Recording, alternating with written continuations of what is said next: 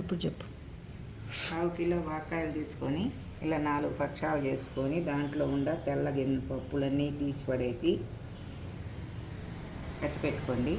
మిరపకాయలు 10 గ్రాములు దోరగా వేయించుకోండి. నూనె వేసి కొంచెం దాంట్లో 2 స్పూన్లు నూగులు, 2 స్పూన్లు ధనియాలు, 1 స్పూన్ జీలకర్ర, 1/2 స్పూన్ మెంతులు, తగినంత ఉప్పు, 2 చెన్నులపాయ రెబ్బలు పొట్టులిసి పెట్టుకోండి.